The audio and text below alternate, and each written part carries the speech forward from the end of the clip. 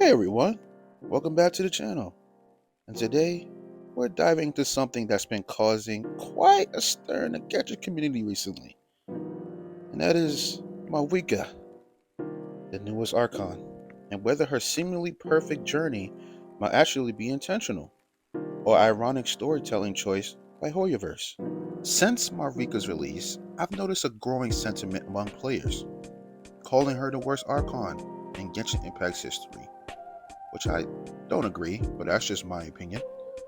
The main criticism I see is that she's a Mary Sue, a character with no real flaws or struggles, who achieves greatness without significant hardship. But what if I told you this might be exactly what Hoyoverse intended?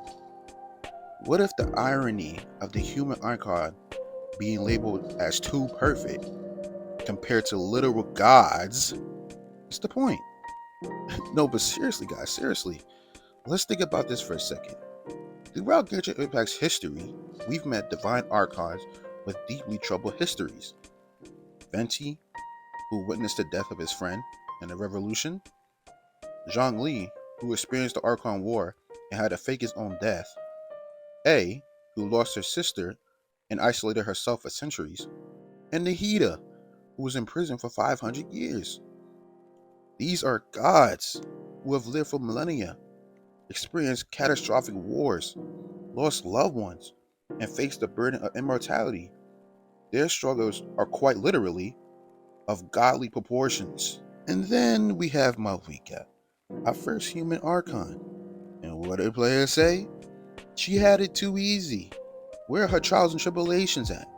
She didn't earn her position. Do you see the irony here? Or is it just me?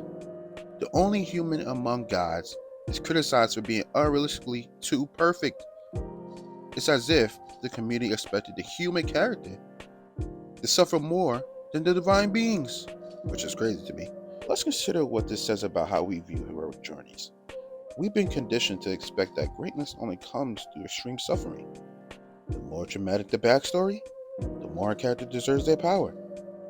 But is that always true in real life? Some people do achieve greatness through relative straightforward paths.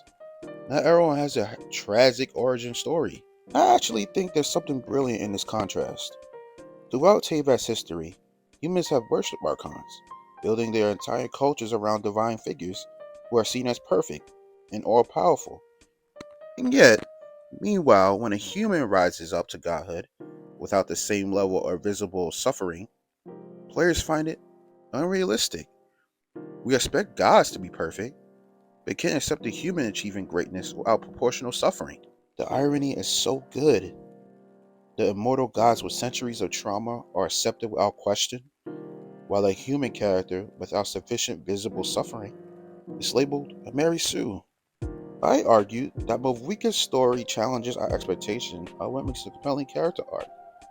Her journey may not be filled with the same dramatic tragedies as the other Archons, but perhaps that's the point.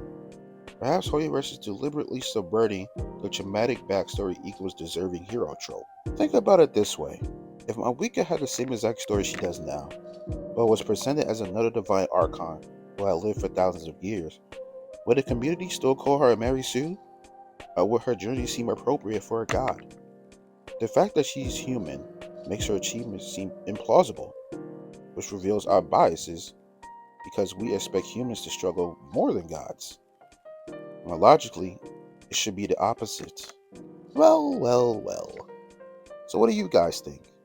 Is Malvika's Mary Sue reputation actually a brilliant commentary on how we view human versus divine accomplishments? Is Hoyoverse cleverly playing with our expectations? This is just my opinion, but I personally believe there's something intentional in this design.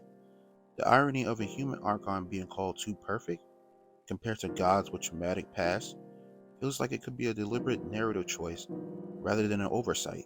Maybe the next time we play through Malvika's story, we should consider whether our expectations for what makes a realistic character journey worth examining. Perhaps the point isn't that Malvika had it easy, but that we expect humans to suffer more than gods to achieve the same recognition. What do you think? Is Malvika truly a Mary Sue? or it's a story and an intentional subversion of tropes? Let me know in the comments below. If you enjoyed this analysis, don't forget to like, comment, and subscribe for more Genshin Impact content. And hit the notification bell if you want to. I would appreciate it to stay up to date on future videos. Thanks for watching, and I'll see you guys later. Peace.